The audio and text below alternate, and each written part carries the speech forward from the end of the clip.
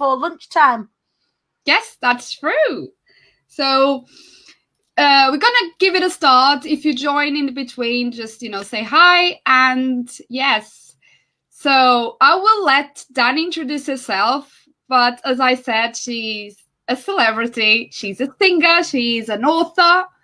Her book is coming out next week. Yeah, next Thursday. Oh my gosh. So yes, tell us a little bit about your background, your story, and how you came to become this amazing, fantastic, famous person that you are, even from your bedroom. I don't care. You are famous. And you are such a beautiful soul. Thank you. So, hiya. My name's Dani Wallace and I am the Queen Bee, which is, I know, a really bold statement to make, especially when you're rocking up in different people's communities going, hey, I'm the Queen Bee. It's actually more of a statement about everybody else as well as myself. So saying I am the Queen Bee is a reclamation of my birthright to success, to abundance, to health, to wealth, to happiness, to peace, to all of the good stuff in life. Because I was born on the council estates of Preston, and we were born on the poverty line. And it really annoyed me when I found out that the Queen was born the Queen and she didn't get a say in it and I didn't get a say in it and she ended up better off. I was infuriated. So when I realised that I could make a decision to move towards those things anyway, I decided to reclaim it for myself. So that's what that being I am the Queen Bee is all about. It's not necessarily just about me. It's about everybody else who I come into contact, reclaiming that as well. So it's not just me that's the Queen Bee. You are the Queen Bee. Or, if anybody's watching out there, the King Bee or the Royal Bee, if they are non-binary or what have you. So we are an inclusive brand. So I'm a public speaking coach, particularly. So that's my job. And I help particularly women in business, although I'm an inclusive brand, share their business and mission message so that they can reach more people and make more money. So I came from like 20 odd years of performing. So I've been singing since I was a wee dot. And so I've had years and years and years in the performance space and also over a decade in the corporate space. And when I was done with corporate life, I decided that I wanted to not just perform, because that's the things that you do kind of over the weekends. I wanted to help people. See, you are like rocking the StreamYard thing now. So Facebook user, whoever you are, go to the title of this live and give us permission and then come back and say hello again and we should be able to see who you are. So I wanted to do something outside of the performance space where I could use the skills that I had learned in corporate to help businesses flourish, to help them thrive, to help get people who are experts in the field positioned as experts in their field. Because there are lots of really incredibly knowledgeable people out there in all sorts of different sectors who weren't allowing themselves to come really to the front of their brands and come to the front of their businesses. They were hiding behind their products and services. So that's a lot of what the work that I do now. But it wasn't always kind of that easy. So like I said, where we grew up was really difficult. Domestic abuse was sort of inherent generationally. So, we bore witness to that as children, from our grandparents, from our parents, aunties, uncles, friends. It was all quite, relationships were very, very toxic. And as a child, you're a sponge, and that informed a lot of my choices as I got older. At 16, I decided that I just wanted to get away. So I don't tell anyone. I fibbed about my age and got a job abroad, singing. Yeah, in different hotels and different resorts, sort of all over the world. So from Spain to France, Finland, the USA, Greece. There she is, Jennifer Barnfield-Lee. There you are. Hey, JPL in the house. So yeah.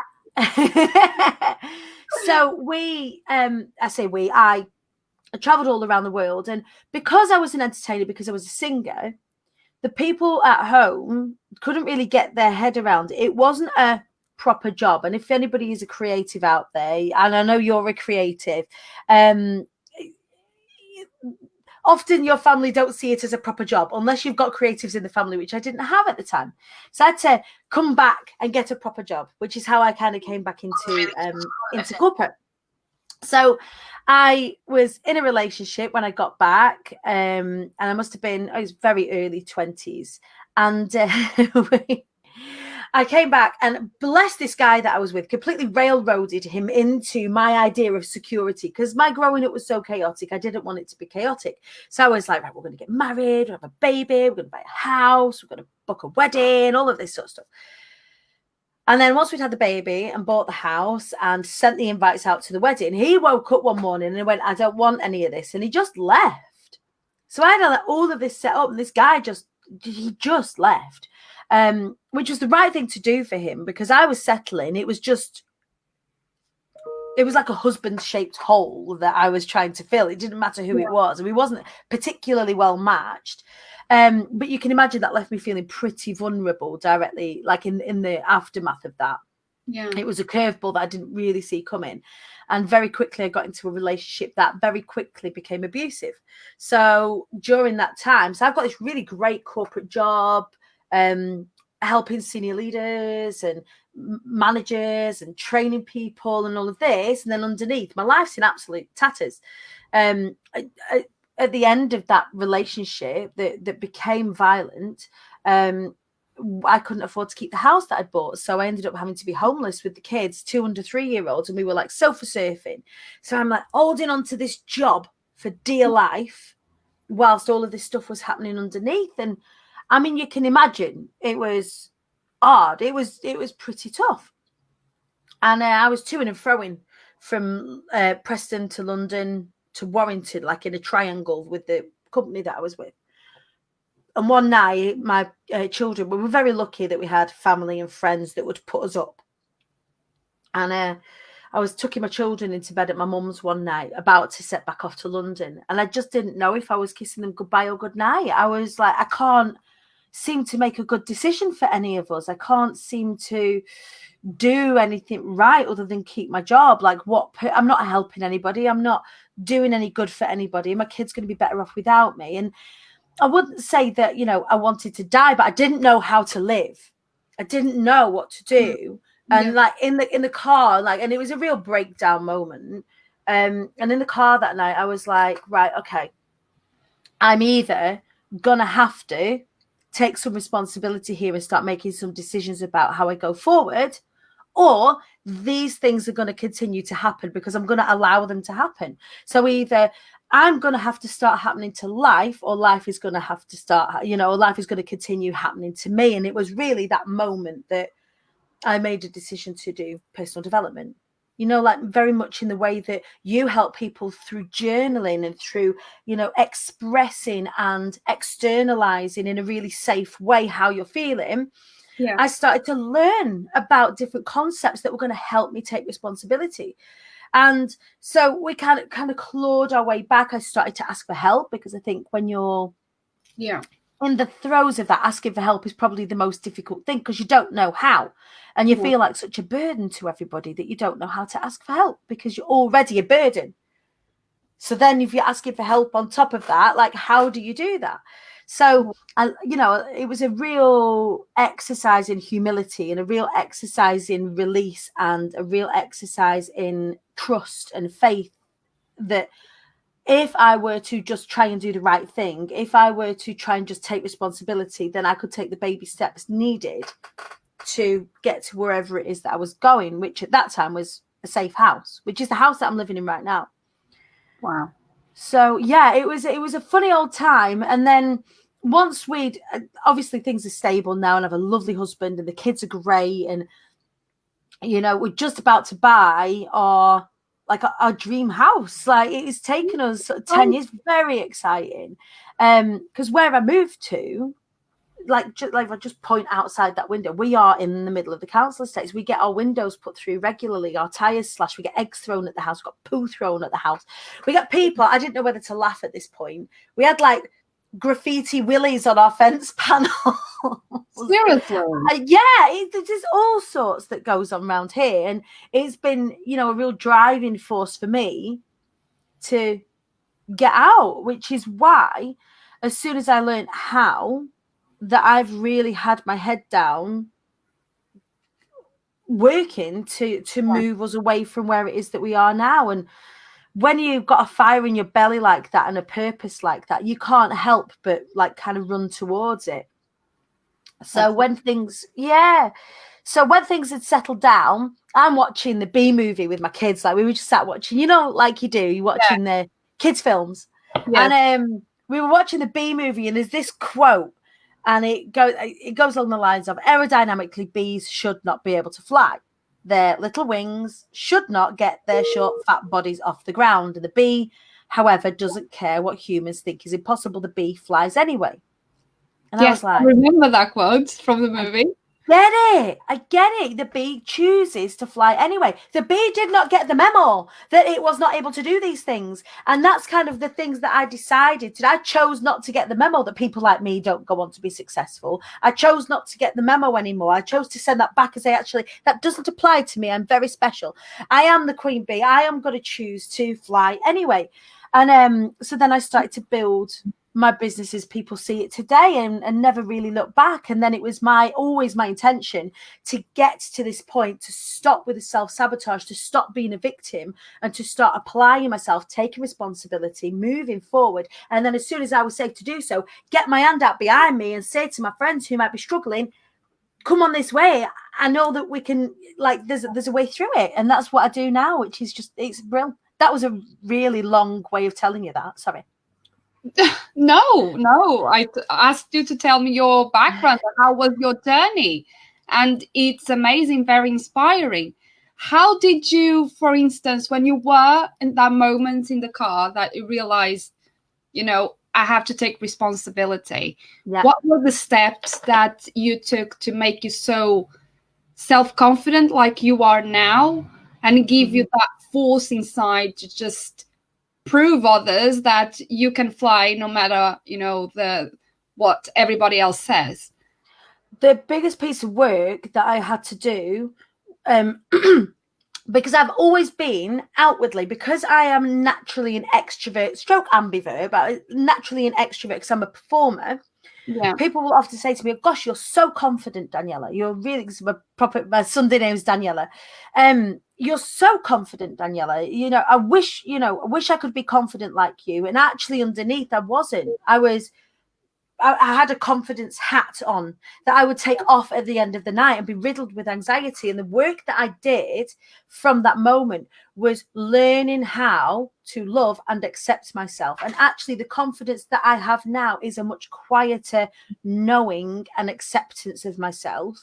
And I think that when you start to crack that, when you start to understand that you are absolutely enough in your own space, in your own field, that other people start to see that as well, because actually that quiet knowing and loving and acceptance of yourself is what everybody kind of strives for. But it took me to get to now to really understand it. And it's a bit of a looking back exercise. So if I look at past me, the me that was sat in that car, that me wanted external validation. That me wanted people to like her. That me wanted it to come from outside of myself, right? And when it didn't, or when that didn't really fill my cup up, I didn't know what to do with myself. That's how I got a bit lost. I was seeking for it outside of myself. Yeah. So if I look at the work that I've done and my journey in connecting with myself to now, I look back on that person. I look back on past Dani and I love her. Like, I love her viciously. I want to scoop her up and give her a shake and go, we've got this. Look where we're getting. Look what we're doing. Look at all these incredible things that we're doing. And actually now that allows me to stop seeking the external validation, because I know future Dani is waiting for me, wherever future Dani is, looking back at me going, Dani, I'm so proud of us. Look at all the things that we've achieved. Look at the legacy that we're creating. So I already know that that's coming from me. That's not coming from anybody else. So that confidence, the confidence that I have now, instead of the confidence that I showed then, yes, is much more real, and it's much more relaxing to be in that space than it is to be seeking externally all the time. That's beautiful. To know that future me is looking back, because I know that now me is looking back on past me and loving her viciously. Like, I don't not love her. I can't love her anymore. I just want to squeeze her. I love her that much. I just think, God, you're so strong. And even if you're a bit silly, it doesn't matter, because look what we did. Look what we've done. Look at these conversations that we're having today. That's because of you. If you didn't do all of that, we wouldn't be doing all this, and you're amazing. That's so true. So then I know that future me is thinking those things about me. It's kind of nurturing your young self like a parent, isn't it? Yeah. Because and scooping her up. Yeah, because we tend to compare ourselves and seek validation outside, but then compare ourselves like, look at that person, she's gone through this and this and this, and look at her. And then you kind of seek that love, that attention, that validation, that approval, that, acceptance, that of who you are in others. Yeah, absolutely. And when you start looking for it outside and realizing that it's there anyway, it's on the timeline, it's there.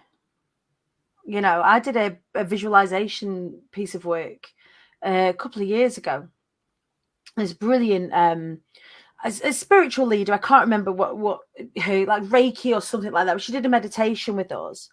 Wow. And that was really the pivotal point for me, that I realized that, I've got all of these gifts now I'm giving to past me. All of the gifts that I have, I'm giving them back to past me. And she can see them. She couldn't see them at the time, but now I have the complete faith that in the future, I know that all those good things are coming, as long as I trust that future me's got my back.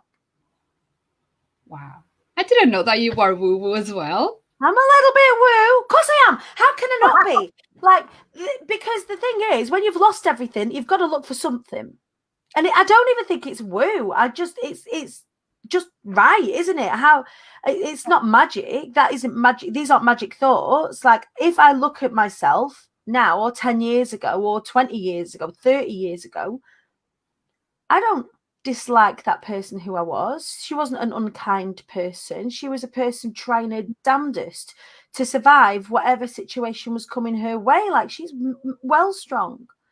So yeah, I don't think that particular bit is woo, although I am a bit woo. Like, I've got my tuning fork here. Like, I'm definitely like here for a bit of the woo. I sort my chakras out, make sure I'm all aligned. Like, it's you got your crystals. I love it, girl. I'm the same. I've got my citrine here. I'm rubbing it for abundance all the time. And like, it's of course, like, why not? Like, there's my little crystals that I have. I've got my little citrine and my rose quartz and my jade like this, and I've got my but they're all private practices to connect with myself. That's what it is. It's understanding that, I'm the energy, and that is, but it's really centered in love. And I think that's why now my business has become successful, because it is wholly centered in love. In love, yes. And do you have like anything like kind of a practice, or I wouldn't say a ritual, but there is something, because you have to keep working on that. It's not a thing that we do once and we change our mindset forever. I wish it was like that, but it's kind of a work in progress all of the time. Yeah. So how do you keep your mind so healthy so it gives you that strength and that confidence all of the time? Yeah, so when I created the I Am the Queen Bee movement, and coming from a corporate background where we do lots of training, you do things like personality profiling and assessments and SMART targets and all this sort of stuff. And there was one thing that kept coming back, was this continual, like, learn by doing, this continual, like, assessment of where you are going. And this is something that I created within the things that I teach. So I've got a show in the morning, you might have seen it, it's called the Show Up, Wise Up, Rise Up show. So this is, it's rooted in a cycle that I created that I teach to my small business clients. You want me to talk? I can talk you through it if you want me to talk you through it. But this is something that I do every day. It's something that I do at every stage of my business. It's something that I constantly ask myself in order to keep myself moving forward, and always to move forward in strength as opposed to like beating myself up. So there's 3 bits. There's showing up. I don't know what I'm doing here. Showing up, wising up, and rising up. So what you've got to do is, in order to get to where it is that you want to go, wherever it is that you want to go, you've got to understand what that destination is. So it's like setting your sat nav on your phone, ready to go and get in the car. So you've got to understand what rising up is. So for me, rising up has been buying a house that is outside of this area. That's, for me, is a manifestation. It's a real way that I can prove that I've risen up. So for me, it would be a house. And it's got to be a certain type of house, a certain, value of house, how many rooms it's got in it. Very, very specific, so that I know exactly what I need to do in order to get it. Or if I don't know exactly what to do, I know how to reverse engineer it. So rising up is getting the house. Getting the house means I've got to make more money. And making more money means that I've got to have goods and services that rock people's socks off, right? So bearing that in mind, if I knew what those things were, I would just have those things already. So I've got to work out what the gap is. So I've got to wise up. So I've got to learn. What do I need to do? I've got to learn, who do I need to surround myself with?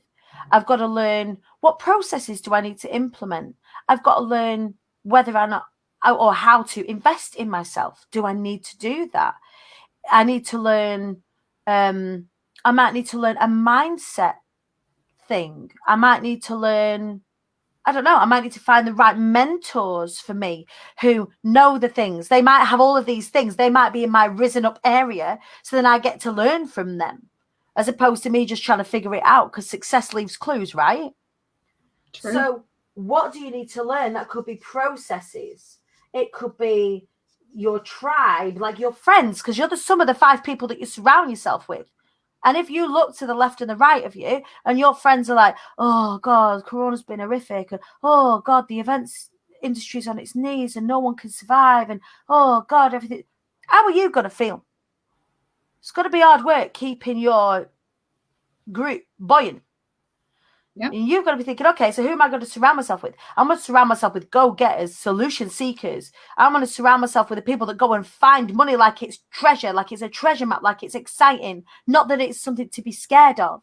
I'm frightened of money because money means that I've got to pay more taxes. Oh, God, or money means that all of this sort of stuff. People who find money exciting because I need more money to get me out. So wising up is filling the gaps. What don't you know? What are you missing to get here? And then showing up is, how do I need to show up in order to make these things happen? Who do I need to show up for? Is it myself? Say you was applying this to your family and things are tough in your family. Imagine it's like things are a bit tough for me in my family. Like I'm going at 1,000,000 miles an hour and my kids sometimes forget that I'm here because I'm in the bedroom all the time working, trying to get this out so they can have a room each and we can live in a safe area. But they forget that that's why mummy's doing what she's doing. Yeah. So then I have to remember, who do I need to show up for to make that better for them? Well, I need to show up for them. And I need to show up for myself. And I need to remind my husband that I'm a wife as well as a boss. And I need to, like, who do I need to show up for? And then with showing up as well, it's understanding and being totally okay with where you are right now.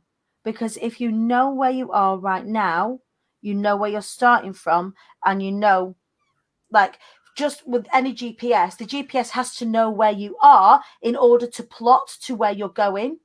Yeah. Because if you just put a destination in a GPS and it doesn't know where you are, how are you expected to know how to get there? You could be stood in Canada or you could be stood in Africa. The route would be very different. So you've got to really understand, where are you right now?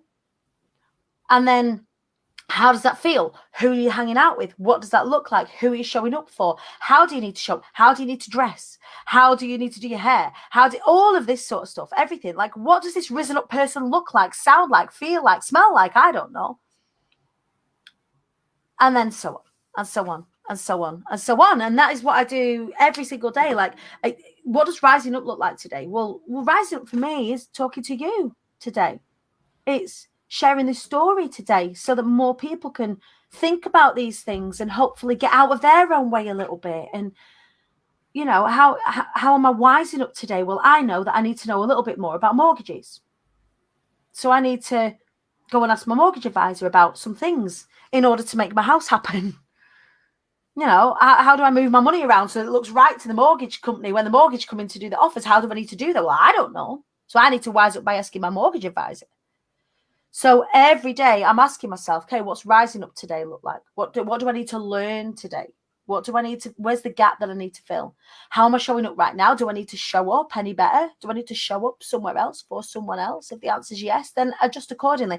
And that is constantly what I do, and constantly what, you know, really what I would attribute to a lot of this success, however you measure success. Exactly. With regards to my business, that's I attribute it a lot to that. It's taking the action, at least something small. I always say to my people, you know, you have this big goal. Don't look at this big monster and try to achieve it all at once.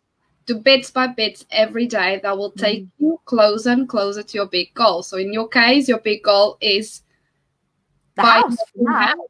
Yes, and doing that little bit every day, that will take you there. Yeah. I don't know what I'll do after I get this house, you know. I'm like, what will I do next? Like, so I'm starting a charity where we're going to help survivors of domestic abuse build businesses. That's going to be my next big thing, is that once I was safe, I wanted to help other people. So that's kind of where we're going next. But I'm like, what am I going to do after this house? I'm going to have this like void on the other side. Like, what am I going to do? I have to get a nice holiday, I think, is next. I think I deserve a holiday. Or a holiday house. Yes. So you can so I can go back to.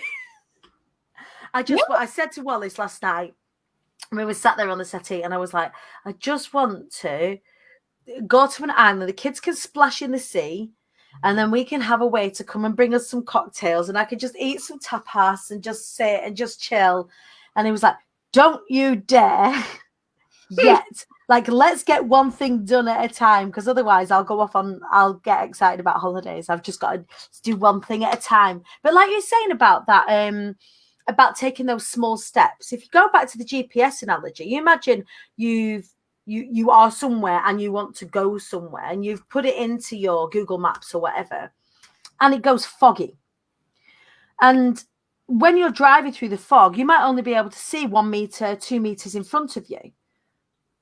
But if your sat nav is set right, you've got to trust that when you get to the end of those 2 meters, there's another 2 meters in front of you. And you just got to keep following those 2 meters and trust that sat nav's going to get you to where it is that you're going. You can't even think about the onward journey. You can only see 2 meters in front of you. So then just go those 2 meters a little bit at a time. And then eventually you just keep following that sat nav and you'll end up getting where you're going. Sounds dead simple, doesn't it? Yes, I love the analogy. When we make it like into simple like things that we can compare, our brains can actually make it click. It doesn't feel so big when you take everything out of context. As a speaker, I love analogies. When I work with my clients, one of the things is that we do the story in the first instance, but then we pull out, you know, I talk about crabs, you know. I talk about like the people who you surround yourself with. Like, if you put crabs in a bucket and one of the crabs makes an escape, the other crabs climb over the crab and pull the crab back down. Is it? Oh. Yeah, it's like, honestly, it's called crabs in a bucket is what it's called. It's the crab effect. But yeah, like, how many people do you know? Like, say for example, you've decided to be more healthy and you go into the office and someone goes, go on, have a cake. Have a cake, it won't matter. Because it makes them feel better that they're having a cake and you're trying to be healthy. And actually, they're one of the crabbies in your little bucket. That's true. You know, but that's one of the analogies that I use when I'm talking. Or, you know, if you're trying something new, like me doing this, running an online business, my crabs in my bucket, sometimes my close friends and family who don't understand. And they might go, you're working too hard, Dani. Stop now. You're working you don't need to work that hard. I'm like, I'm just there. I'm there at the goal. You mean I'm working too hard? I'll oh, you rest in a minute. break. Oh, you're working too hard. You know, you're gonna burn out. No, I'm fine. Like, I trust myself that I'm going to build some time into rest. It's okay. And I also know what burnout feels like and looks like. And even though I might skirt close to the edge, but if I was to listen to everybody that told me to stop, I'd have stopped a long time ago. yeah. If I was, you know, if I look at all the crabs that were in my bucket, I'm looking for the little crabs that are outside of the bucket going, come on, here's how you get out the bucket. Because I'm a different kind of crabby. Love it. I love that analogy. It's so amazing. But it's true. It's true. Everything makes so much sense. It's amazing. So, for instance, what would be like your top, I don't know, 3-5 tips to overcome obstacles or negativity? Like if we are in a place that we can't see, as you were saying, it's foggy and we can't see, we have to trust, but sometimes having that trust is hard. Yeah. What would you say?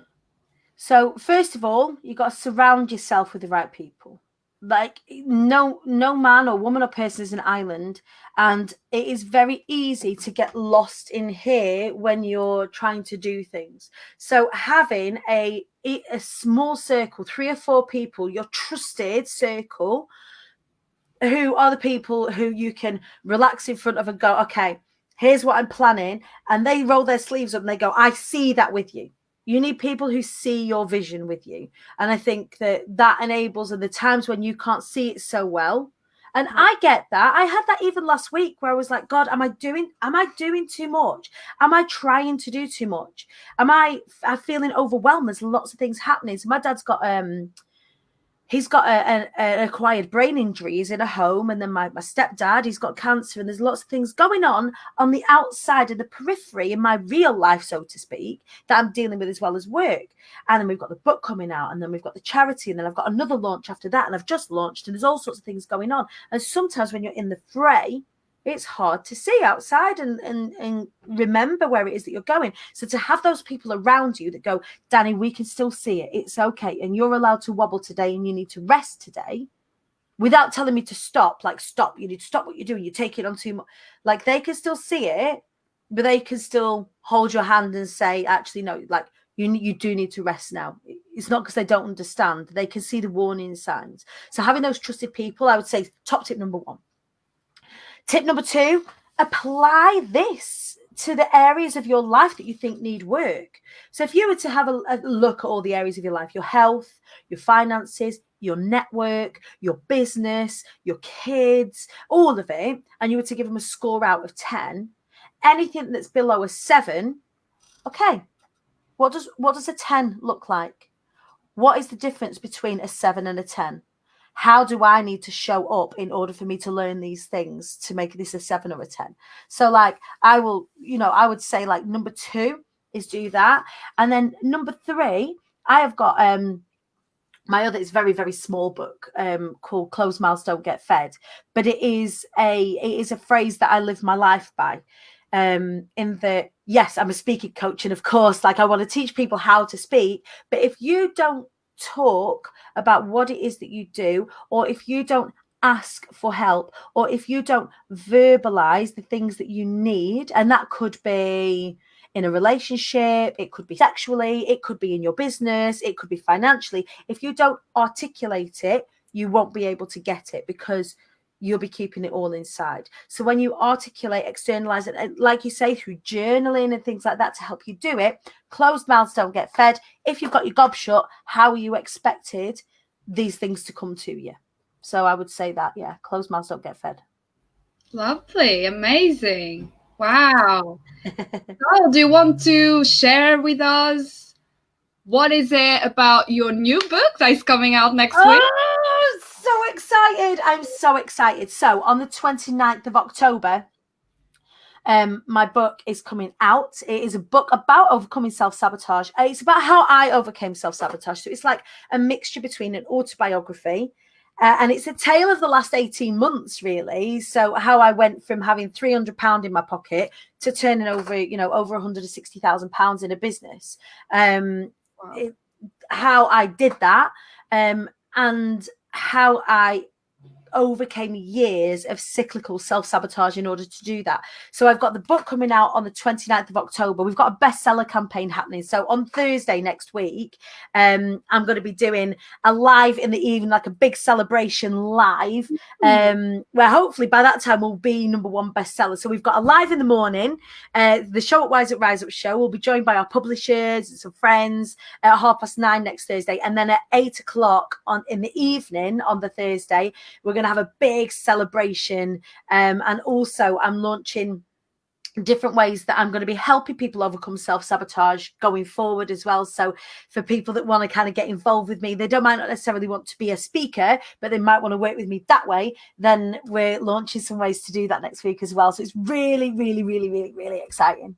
Wow. So you're telling me that you wrote your book during lockdown? I wrote my book during lockdown. I wrote my book in 3 weeks because I'm an idiot. No way. So are you kidding me? I literally, it was like overnight. It was at the weekends. I packed my kids and my husband off to my family for like a few days whilst I just wrote and wrote and wrote and wrote and wrote.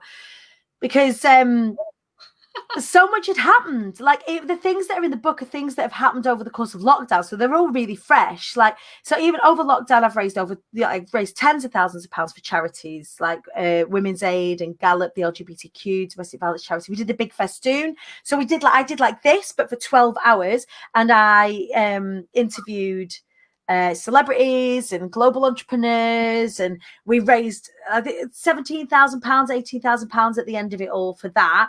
And then I've done like singing work for local charities like online, and we've raised like tens of thousands that way. And it's just been so not only has the business been doing really well, we've done loads of charity endeavors, and I've just written about how all that came to be. So yeah, I've done a lot over lockdown. When I look at it, I feel like it's been March forever, but during March we've done a lot. Whoa. I had no idea that you wrote it in 3 weeks.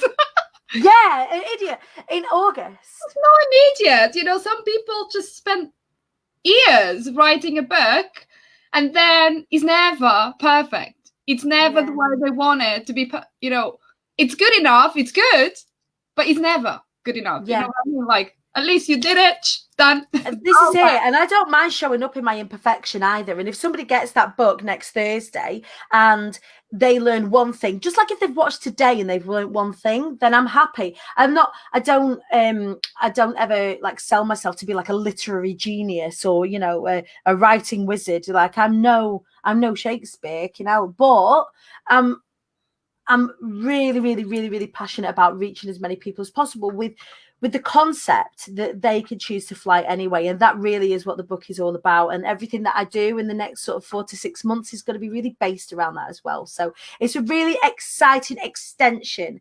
So we've done the speaking I will always do, and I work with celebrities, international clients. I work with people that are in our circle, in the entrepreneurial circle, speak about their business and mission.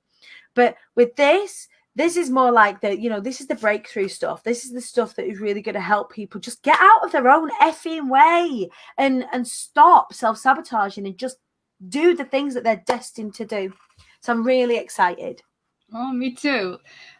Just out of curiosity, you know, asking for a friend, where can I buy the book?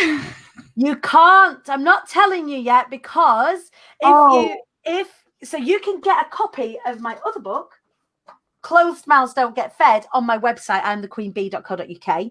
So for anybody that does have a business and wants like a little introduction to like how I do things, this is a little it's very small book, like an introduction to how to speak about your business and why you should be speaking about your business. But it is not released until we're still testing, you see. So if people go looking for it, they'll find it. But if they buy it, don't buy it, because we really want to go for a bestseller on Thursday next week. So join me on the Queen Bee Dani page on Thursday next week. And I'm going to be doing loads of like prizes and competitions for people that get involved on that day. So hold your horses and come and join me next Thursday on the 29th and come and get involved and then get your copy then. You can see that I'm very excited. I was like, is it wait 1 week. 1 week. Give me 1 week. Don't do anything. And if you want to support the I Am the Queen Bee movement, next Thursday, a week on Thursday, is when it all kicks off. Lovely. Okay, I'll wait. Thank you. I appreciate it. Please wait. Like, hold tight.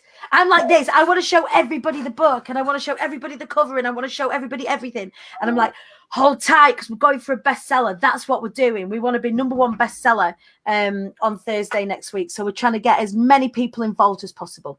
That's exciting. So if anyone wants to ask any question, please do. Whilst I'm asking a small favor to Dani. I got you. Yeah. Can you sing a little bit? No. And the reason I can't sing a little bit is that I've no music to sing, and also the quality, the sound quality with this microphone, if I sing and it goes loud, it goes really crackly.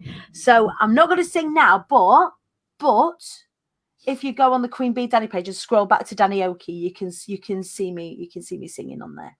Dani has the most beautiful voice, and I was hoping that she could just a little bit. I'm not gonna sing, and only because my microphone can't handle it. It's not designed for me singing properly.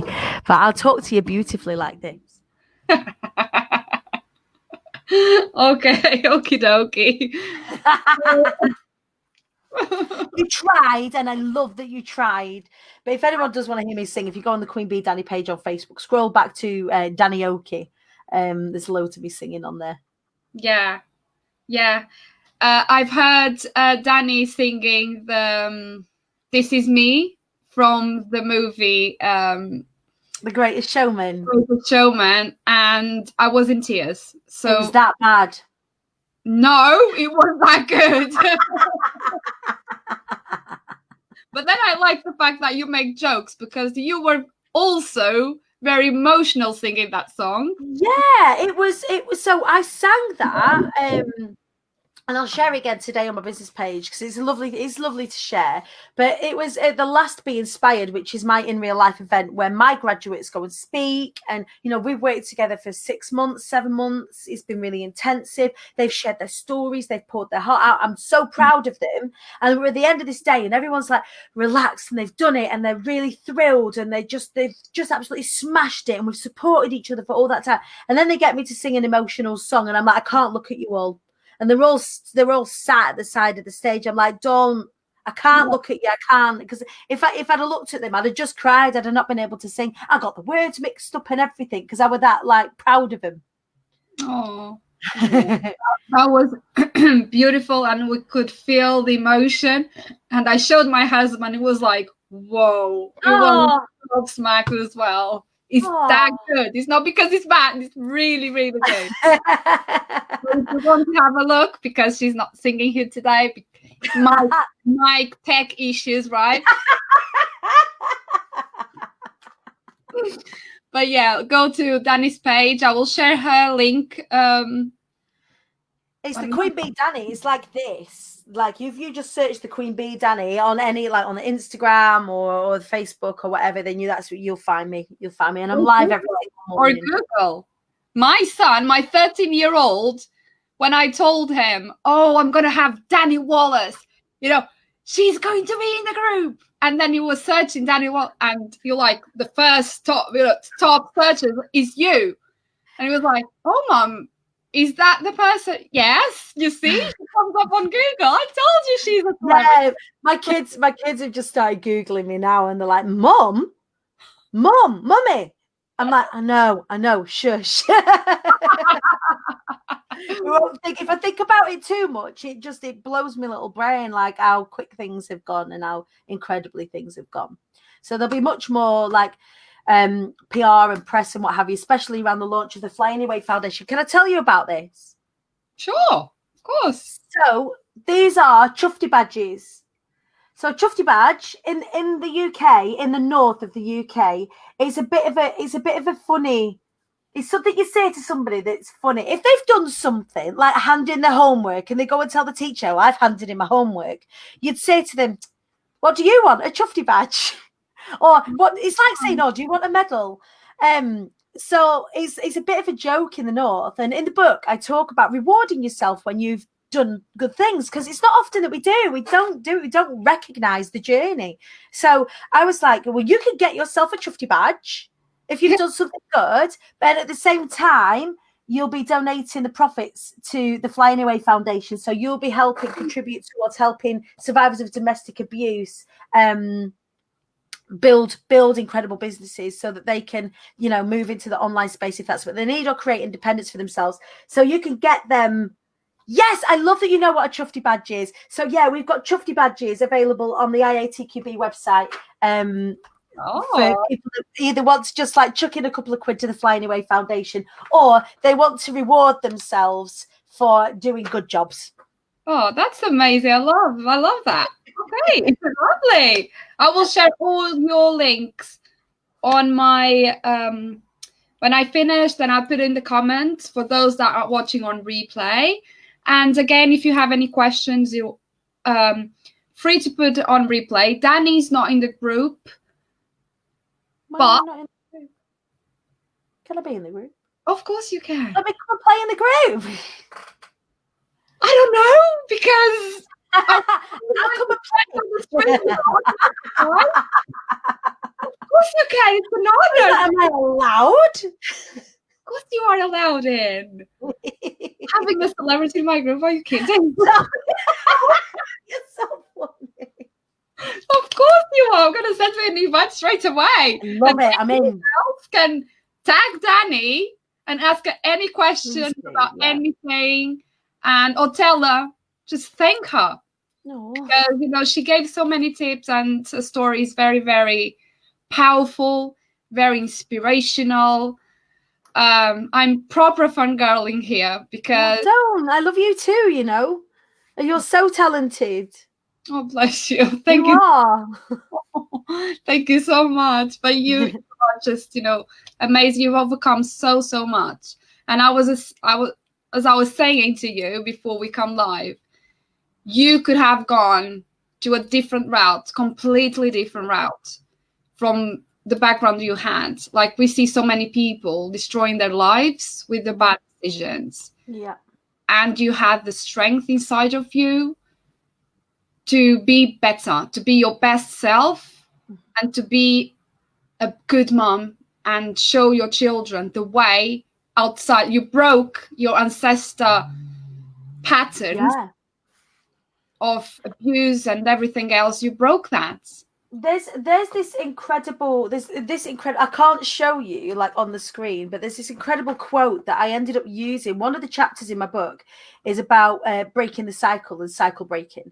And I came across this guy called Nate Postlethwaite, and check this. This honestly was I saw this and was like, whoa, never underestimate a cycle breaker. Not only did they experience years of generational trauma, but they stood in the face of the trauma and fought to say, this ends with me. This is brave. This is powerful. This comes at significant cost. Never underestimate a cycle breaker. And that is what we get to choose to do. Ooh, I had the chills. Yeah, I did when I read it. I was like, I had to put that in, and there's a whole chapter in there about, you know, overcoming, you know, generational stuff, and we get to choose to fly anyway, and that's, if I can leave you, for you guys with anything at all, is it's a decision. You know, you get your reactions dictate your outcomes, and your outcomes are in your hands. Beautiful. That's why I say my goals all the time, and I'm so glad that you're sharing that as well. Especially because you have the story to back that up, which is amazing. Thank you so much, Dani, for being here. It was beautiful. Girls, if you're watching this on replay, tag Dani. I'm going to invite her straight away into the group. Tag Dani and thank her, because she's just amazing. And you will see this lady fly high, I'm pretty sure. 2021 is going to be amazing with the book launch. I can see that, you know, you're just flying. Flying. Thank you for having me. It's been lovely to spend some time with you. Thank you so much. Bye. Bye, darling.